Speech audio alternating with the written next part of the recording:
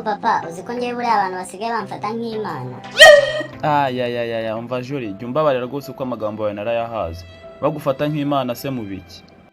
None se papa niba batamfata nk'Imana kuki iyo nciye ahantu hose njya kumva ngo mana yanjye we nanone iyo bambonye kuki bavuga gutyo?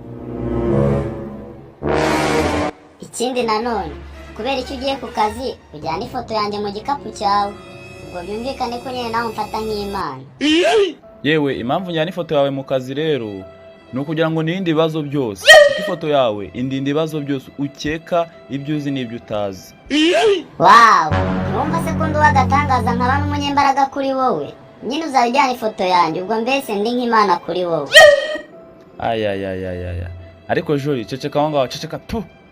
Nyine impamvu njyana ifoto yawe iyo ngize ikibazo cyangwa se nkahura n'ibindi bintu binkomereye by'ibibazo byinshi, mfata ifoto yawe nkayireba ubundi nangiza ngatekereza ngo ariko ubundi ni ikihe kibazo gikomeye kurusha ikibazo ndeba mu ifoto yanjye. Mbese muri make ni wowe kibazo kiruta ibindi bibazo byose nta mfite mu buzima bwanjye.